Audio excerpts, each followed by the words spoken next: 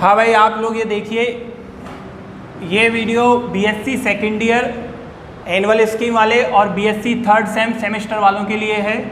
आज अपन यहाँ से स्टार्टिंग कर रहे हैं इसकी, ठीक है। इसमें पहले तो हम बात करते हैं इसमें कितने पेपर हैं, कौन कौन से बुक्स चलेंगी, और उसके बाद फिर हम कुछ यूनिट स्कीम पे भी इसके आपको बताएंगे। तो देखिए, पहली बात है पेपर फर्स्ट में आपके पास है रियल एनालिसिस और मैट्रिक स्पेस, हिंदी में बोलते हैं वास्तविक विश्लेषण दूरिक समष्टि, ठीक है। ये दोनों बुक्स आपके एनुअल में भी और सेमेस्टर में के लिए भी चलेंगी। पेपर सेकंड डिफरेंशियल इक्वेशन और पार्शियल डिफरेंशियल इक्वेशन, ये है आपके पास अवकलन समीकरण, ये है आंशिक अवकलन समीकरण, वही सेम सेमेस्टर एनुअल दोनों में चलेंगे। पेपर थर्ड में न्यूमेरिकल एनालिसिस प्लस वेक्टर, ये है एनुअल के लिए, और अपने जो सेमेस्टर वालों के लिए न्यूमेरिकल एनालिसिस, ठीक है, और उसके साथ जो नेक्स्ट सेम आता है उसमें ये प्रैक्टिकल। तो ये तो हैं आपके बुक्स के नेम, जो भी है बुक्स तो काफ़ी है मार्केट में, जैसे आपकी जो भी इच्छा करे, कोई हम रिकमेंड किसी का नहीं करते, लेकिन JPH का जैसे है उसमें अपने पास यही है कि जो हिंदी मीडियम वाले हैं वो भी JPH को कंसीडर करें और इंग्लिश वाले भी JPH को ही करें, क्योंकि क्वेश्चन थ्योरम्स जो भी हैं वो इसी में से ही अपने पास ज़्यादा कवर अप करते हैं।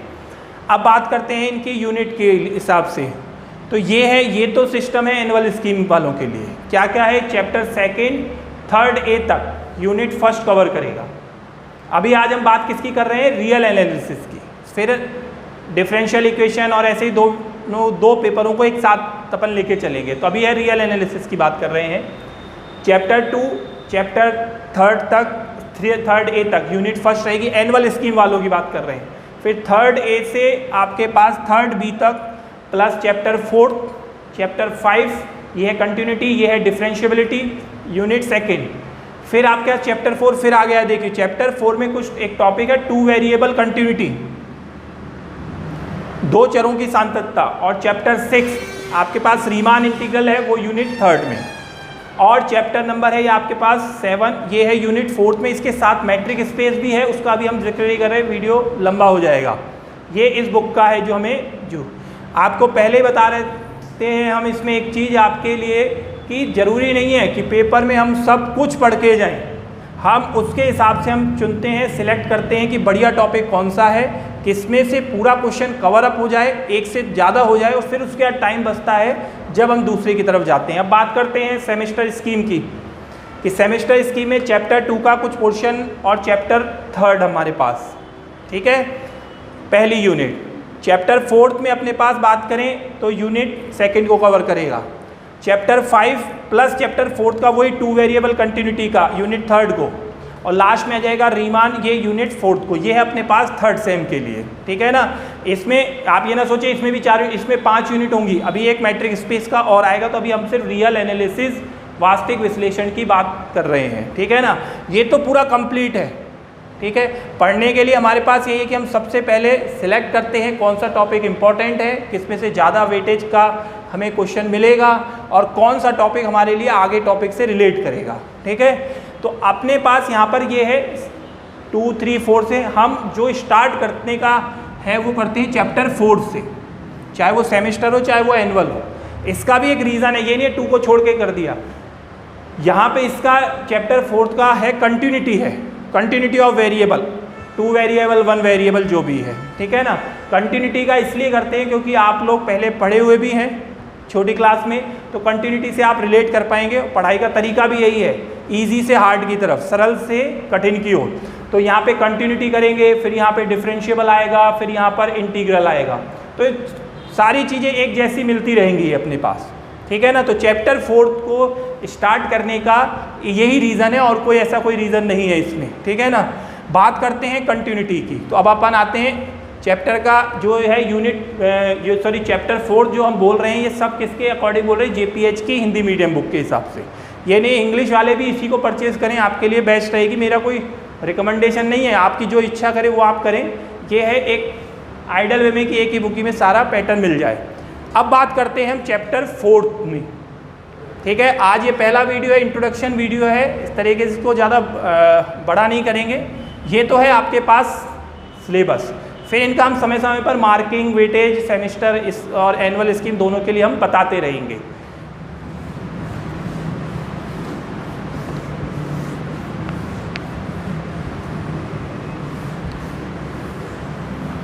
अब बात करते हैं इसमें चैप्टर 4 में जो टॉपिक है वो है कंटिन्यूटी,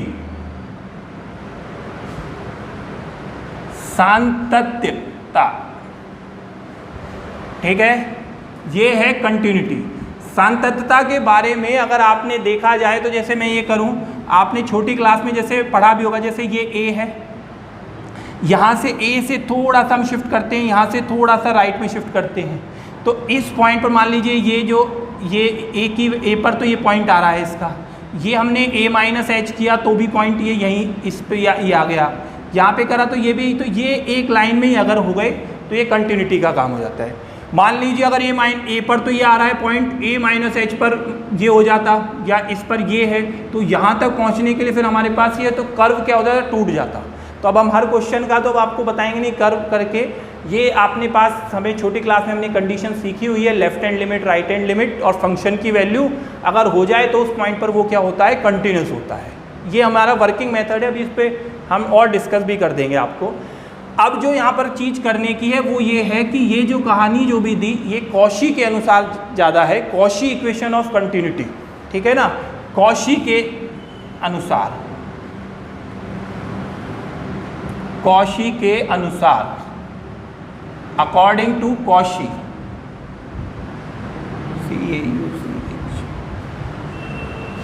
कॉशीज। ठीक है ना, डेफिनेशन ऑफ कंटिन्यूटी है ये, अकॉर्डिंग टू कॉशी। देखिए कॉशी जो क्या कहता है, पहले उसको एक डायग्राम से मुझे बताना पड़ेगा। पहले तो मैं इसमें लिखता हूँ, जैसे कि अपने पास यहाँ पे पहले हिंदी में लिखता हूँ, कोई फलन f प्रांत d में किसी बिंदु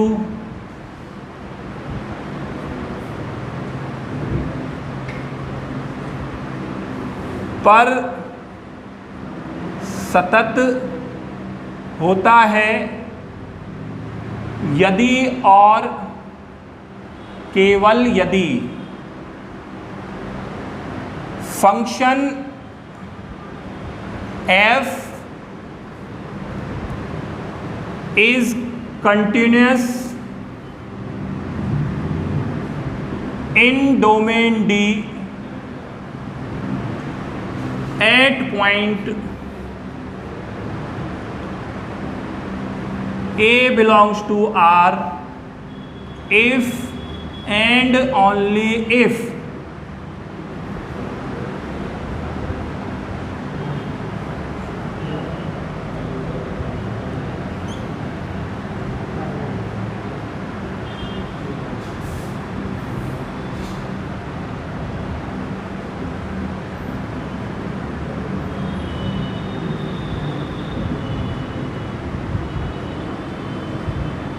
ये है आपके पास।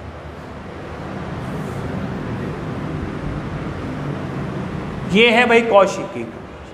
अब देखो, अब आपको इसको डेफिनेशन को हम समझाते हैं। ये अभी आपको क्या, डोमेन, डोमेन का मतलब आपका कमरा, ठीक है। फंक्शन, फलन मतलब आप खुद, पॉइंट मतलब आपके कोई कमरे में कोई चेयर रखी हुई है, रियल वास्तविक सिचुएशन रियल नंबर पे ही है, तो आप अपने कमरे में उस चेयर पे जहाँ बैठे हो उस पर आप कंटिन्यूस होगे यदि और केवल यदि इस कंडीशन को आप सेटिस्फाई करें। ठीक है ना। अब ये बच्चों को इसमें एप्सिलॉन में बहुत दिक्कत होती है। एप्सिलॉन है आर्बिट्री स्विच। क्या मतलब है, देखो मैं इसको थोड़ा डायग्राम से बताऊं आपको कि ये आपके पास मान लिया आपका कमरा है, डोमेन है, जिसकी बाउंड्री हमने एप्सिलॉन ले ली। ठीक है, ये आपकी चेयर थी एक्स पॉइंट पर, यहाँ पर आपने, ये आप हैं, आप पहले चेयर पे आपका एफ एक्स है। मान लीजिए आप दूसरी चेयर पे जाके बैठे, ए वो चेयर है, आपने वो अटेन किया, तो जो इनकी डिस्टेंस होगी ये जो भी हो, वैसे तो इसको टेक्निकल समझने का तो ये इसको अटेन कर लेता है, वो एक अलग बात है, हम इसको समझाने के लिए कर रहे हैं। जो इनकी डिस्टेंस है वो एक तो पॉजिटिव होगी और वो एप्सिलॉन से बड़ी नहीं हो, मतलब अगर आपके पास ये पहली चेयर 1, ये आपके पास दूसरी चेयर 2, इस पर आप बैठे, फिर आप इस पर बैठ गए और इनकी डिस्टेंस तो पॉजिटिव होगी और कमरे से बाहर नहीं जाए जो इसकी बाउंड्री है, तो ये है। अगर ये चेयर कमरे से बाहर है तो फिर आप डोमेन से बाहर गए, कंटिन्यूस नहीं होगा। उसी के रेस्पेक्ट में अपन ने ये एक बाउंड्री एप्सिलॉन ली। जब ये फंक्शन के लिए बाउंड्री थी तो ये अपने पास जो ये पॉइंट हैं एक्स और ए, इनके लिए भी एक पॉजिटिव डेल्टा भी एग्जिस्ट करेगा, वो इनकी बीच की दूरी ये होगा। तो ये हमारे पास ये कंडीशन इस तरीके से आई है कि ये आप हैं, ये आप अपने प्रांत अपने रूम में अपने किसी पॉइंट पर कंटिन्यूस होंगे, तो ये कंडीशन होगी। वो कैसे है वो इस तरीके से देख सकते हैं। अब आप कहेंगे पहले तो left hand right hand limit से ही समझाते थे, अब ये क्या हो गया बेटा, वो इसी से ही रिलेट करा गया है लेफ्ट हैंड राइट हैंड का, ठीक है ना, वो कोई अलग नहीं है।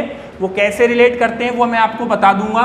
जैसे कि अब अपने पास यहाँ पर ये है मॉड है, मॉड आप जानते हैं कि मॉड कैसा होता है, पॉजिटिव नेगेटिव में जो इसका वेरिएबल है वो तो दोनों में खुलता है। तो पहले अगर मैं इसको खोलूँ तो ये हो जाएगा F x minus F A less than epsilon. F x की वैल्यू क्या आ जाएगी, एफ ए प्लस एप्साइलन। चाहे तो इसको एक condition they they from first, ये हम फ्रॉम फर्स्ट कर रहे हैं, ठीक है।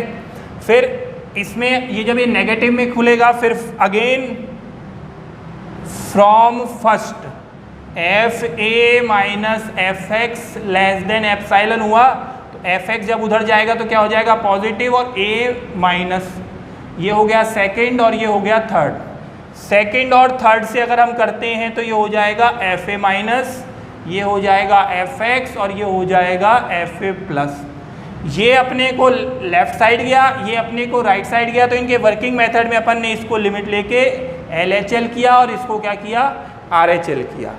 जो हम क्वेश्चन करेंगे उसमें मेथड वही रखेंगे, वर्किंग मेथड। आप चाहें तो इससे भी कर सकते हैं एप्सिलॉन, ये वाली कंडीशन से, लेकिन वर्किंग मेथड हम वही रखेंगे आपका L H L R H L और फंक्शन की वैल्यू। तो ये आपके पास कंटिन्यूटी की वैल्यू है या डेफिनेशन है कि अगर कोई फंक्शन अपने प्रांत में अपने किसी बिंदु पर होगा तो वो ये है, a function f is continuous at any point a belongs to R in its domain D if and only if this, ठीक है ना। ये कैसे है वो आपको बता रहा है। ये आपका रूम, ये आप खुद फंक्शन, ये आपकी पहली चेयर, या आप दूसरी चेयर पे बैठ गए, इनकी डिस्टेंस पॉजिटिव हो और इसकी बाउंड्री से बाहर नहीं निकले, मतलब आप अपने कमरे से बाहर नहीं निकले तो है। बाहर वाली चेयर बैठ गए तो वो होगा, वही आपके पास पॉइंट के लिए है।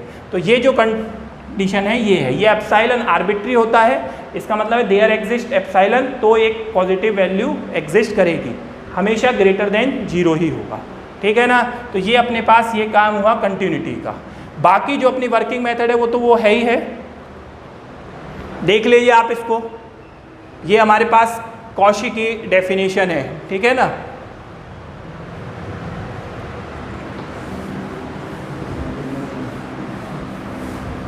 तो अपने को यहाँ तक आपको बताया था, वैसे वर्किंग मेथड अपने पास क्या होता है, एल एच एल फंक्शन की वैल्यू और आर एच एल पता है, फिर भी मैं इसको एक बार बता देता हूँ। एल एच एल को हम कैसे शो करते हैं, लिमिट ए से हमने थोड़ा सा नीचे गए, जैसे कि आपके पास ये ए पर बात कर रहे हैं, ए से यहाँ जाएंगे ए माइनस एच, यहाँ जाएंगे ए प्लस, ये हो गया एफ एक्स। ये ए से नीचे जा रहा है, कितना जा रहा है, डेल्टा गया है, एक डेल, तो ये अपने पास वो डेल्टा क्या हो जाएगा, एच टेंस टू 0 एफ, ये हो जाएगा ए माइनस एच। फिर हम इसमें लिमिट ले लेंगे, ये अपने पास, और जो भी वैल्यू आएगी वो अपने पास क्या आ जाएगी, लेफ्ट हैंड लिमिट आ जाएगी। ये इसका working method, R H L limit x tends to a plus f x, ये हुआ अपने पास, ठीक है। ये अपने पास लेफ्ट हैंड लिमिट, ये राइट हैंड लिमिट, ठीक है। जो भी आपके पास चीज़ें वही हैं 11th 12th की आगे काम आएंगी, कोई ऐसी कोई नई चीज़ नहीं, उनसे रिलेट करें तो आपको आसानी रहेगी, याद भी रहेगा और अपने को काम भी हो जाएगा। नोट कर लीजिए इसको, नोट करना हो तो।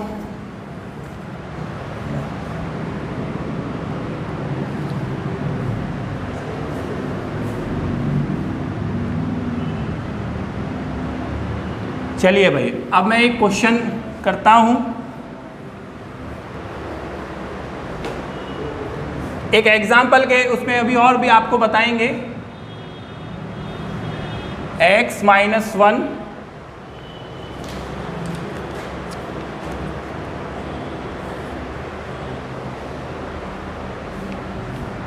Plus 2x minus 2 plus 3x minus 3, यहां पर है आपके पास check its continuity at x equals to 1, x equals to 2, x equals to 3, और यहाँ पर ये सारे आप देखें तो ये रियल नंबर में है। देख लीजिए, यही है question, x minus 1 2 x belongs to 3, ठीक है ना, 3। देखिए, तो अब अपने पास ये क्या है कि पहले तो फंक्शन हमारे पास पहले 4 तरीके के इसमें क्वेश्चन आएंगे आपको ज़्यादातर, मॉड के, एक्सपोनेंट के, ट्रिग्नोमेट्रिक के, और जो एक नई टाइप के हैं वो। तो अभी अपन इजी से स्टार्ट कर रहे हैं जिससे आप थोड़े फैमिलियर हो जाएं, समझने लगें, फिर हम थोड़े बड़े क्वेश्चनों पर आएंगे, ठीक है ना। तो अब आप यहाँ पे देखें कि इसमें जो मॉड की बात करते हैं तो पहले हम मॉड को, फंक्शन को सिंप्लीफाई तो करें, फिर बाद में लिमिट लेंगे। तो अब अपने पास देखिए क्या क्या कंडीशन बन सकती हैं अगर हम यहाँ पर देखें तो। देखिए 1 है, 2 है और 3 है। 1 से छोटा, 1 और 2 के बीच में, 2 और 3 के बीच में, और 3 से बड़ा।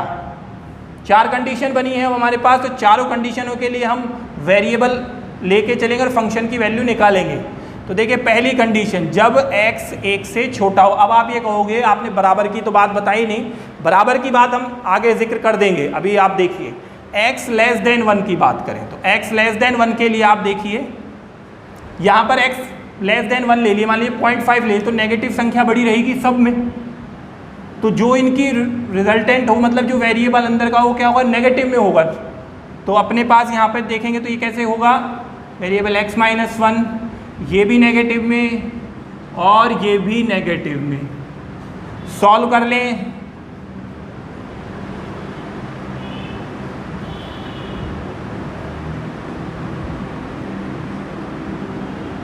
आप देख सकते हैं कितना हो गया, 3 और ये 6, 9 और 4 13, और ये 14 माइनस 6x 1 ये हुआ। दूसरी कंडीशन अब अपने पास है 1 और 2 के बीच में। 1 और 2 के बीच की बात करते हैं कि 1 और 2 में ले, मतलब ले लें अपन 1.5, तो 1.5 पे से 1 जाएगा तो पॉजिटिव ही रहेगा, 1.5 पे से तो ये भी नेगेटिव, 1.5 तो ये भी नेगेटिव। तो ये तो अपने पास तो fx क्या हो जाएगा, ये अपने पास आ जाएगा x माइनस 1 पॉजिटिव, नेगेटिव,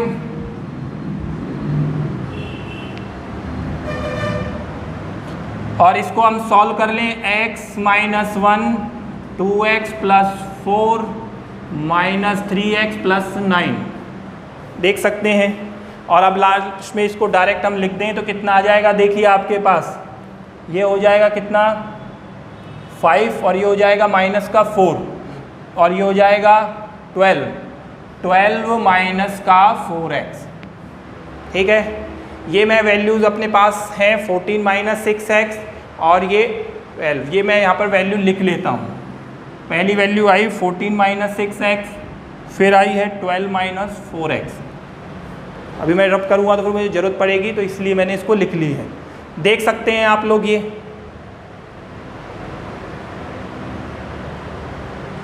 लिख लिया भाई, देखो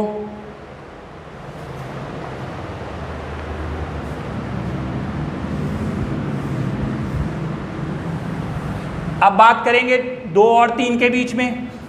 x 2 से तो बड़ा है और 3 से छोटा है, तो आप देखिए 2.5 मान लीजिए, 2.5 पॉजिटिव, 2.5 पॉजिटिव, 2.5 माइनस 3 से तो छोटा है, मतलब नेगेटिव साइन बड़ा है, तो मतलब नेगेटिव में आएगा। तो ये तो पॉजिटिव में, ये भी पॉजिटिव में, और ये भी पॉजिटिव।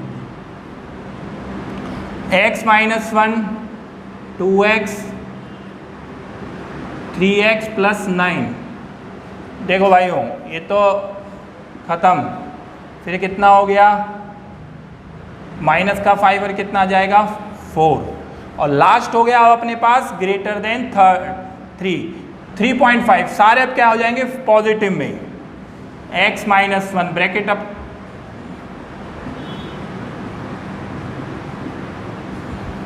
चलिए अब ये x minus 1, 2x minus 4, 3x minus 9, और देख लीजिए अब आपके पास 3, 2, 6 और ये हो जाएंगे 14, तो बस उल्टा 6x माइनस का 14, तो ये देखिए ये वैल्यू 4 आई, 6x माइनस 14, ये इसलिए लिख रहा हूँ, मैं रब करूँगा तो फिर मुझे नोट करनी पड़ेगी।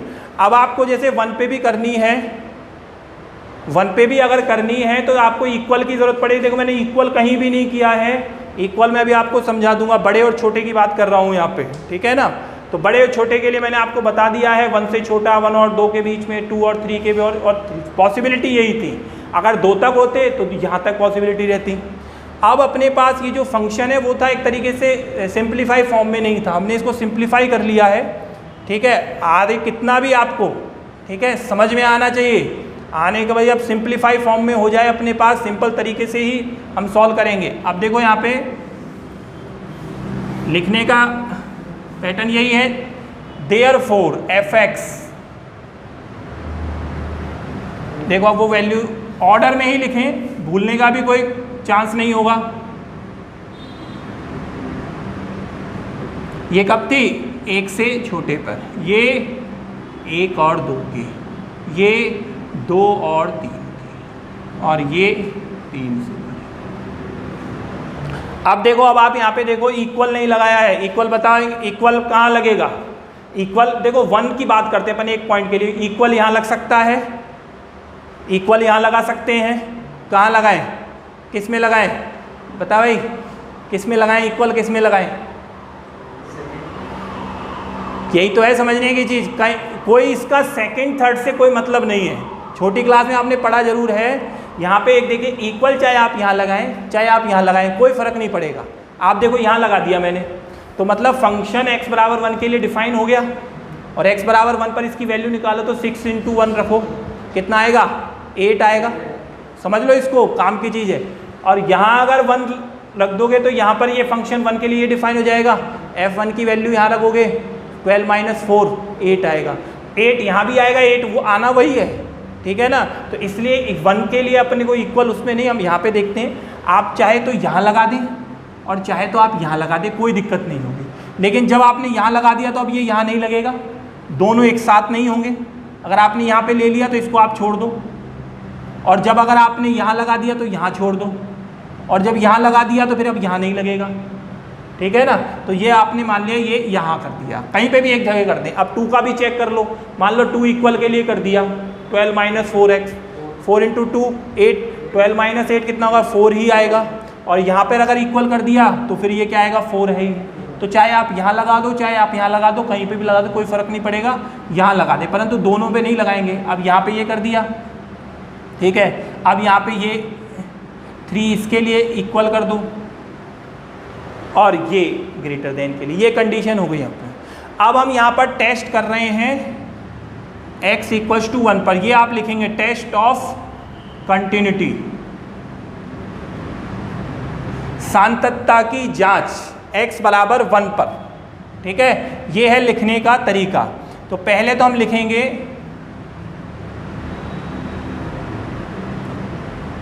x बराबर 1 पर परिभाषित फलन, थ्योरेटिकल में लिखना ही पड़ता है, यहाँ पर आ जाएगी फंक्शन डिफाइंड एट x = 1, ये हिंदी इंग्लिश दोनों में लिख रहे हैं। तो देखो फंक्शन जो है डिफाइन हो रहा है, यहाँ पर मैं इसको करता हूँ ये फिर, तो फंक्शन x = 1 पर डिफाइन जो हो रहा है, तो x बराबर 1 के लिए फंक्शन क्या है भाई, ये है fx 14 - 6x, ठीक है। और देयरफॉर अब f1 पर हमें वैल्यू चाहिए, तो 14 - 6 × 1 कितना आ गया, 8। f1 की वैल्यू ये 8 हो गई, देख लीजिए आप लोग, f1 ये हो गया भाई, f1 की वैल्यू 8 हो गई है, ठीक है।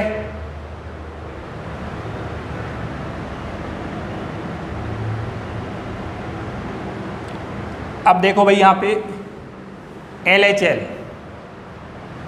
इसको लिखा रहने देता हूँ, काम आएगा। तो LHL और यहीं पे साथ में आपके RHL कर दूंगा, ज़्यादा वो नहीं होगा।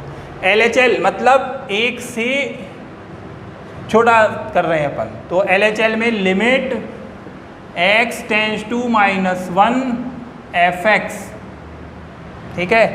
यहाँ पर मैं इसी में ज़्यादा नीचे नहीं करेंगे, तो यहाँ पर एक लाइन ये लिख देता हूँ, यहाँ पे लिमिट x टेंस टू -1 से छोटे के लिए फंक्शन क्या है 14 - 6x। फिर यहाँ पर ये सबको एक एक लाइन में लिखना, इसके नीचे ये लिखना, फिर ये लिखा, जगह कम है तो इसलिए मैं दोनों को एक साथ ही लिखूँ, इसलिए लिख रहा हूँ। तो यहाँ पे आप देखिए लिमिट 1 से कम हुए हम, h टेंस टू 0, 14 - 6 1 - h। अब आप चाहो तो यहाँ पे ही लिमिट ले लें, या फिर अगर एक स्टेप और बढ़ानी है, पहला क्वेश्चन है तो limit h tends to 0 14 - 6 plus का 6h, और लिमिट लेने पर इसकी वैल्यू 14 - 6, ये तो हो जाएगा h 0 हो जाएगा, और ये कितना आ जाएगा यहाँ पे अगर करें तो ये 8 आ जाएगा, ठीक है। RHL limit x tends to 1 plus fx, limit x वही 1 से बड़े के लिए, जब x 1 से बड़ा है फंक्शन है ये वाला, यहाँ पर आप देखेंगे तो ये हुआ limit h tends to 0 12 4 1 plus h। फिर एक और देख लें आप इसकी h टेंस टू 12 - 4 - 4h, ये देखो 4h टर्म तो 0, और ये कितना आ जाएगा 8 आ रहा है, तीनों बराबर आ रहे हैं, ये भी 8, लेफ्ट हैंड भी राइट हैंड भी, फंक्शन की वैल्यू भी, ठीक है। तो देयरफॉर मैं यहाँ लिख देता हूँ, देयरफॉर LHL फंक्शन की वैल्यू और RHL बराबर हैं, देयरफॉर x बराबर 1 पर फलन सतत है, therefore at x equals to 1 function is continuous. ये अभी पहला था एग्जाम्पल, तो आपको इस तरीके से समझाया है अभी, ठीक है ना। ये पूरा इतना इसीलिए लिखा है, नहीं तो हम थोड़ा कट कर देंगे, इतना एक एक स्टेप को लिखने की जरूरत नहीं, काफ़ी बड़ा हो जाएगा। ये बिल्कुल एक समझाने के लिए। अब आप 2 पे भी करेंगे, 3 पे भी करेंगे, और ये चेक करेंगे। ये तो हुआ x बराबर 1 का, ठीक है ना। तो आज के वीडियो में अपन इतना ही करते हैं। इसमें आप इसकी कंटिन्यूटी की डेफिनेशन समझिए और ये आप इसको करिए, ठीक है भाई। चल भाई कर दे।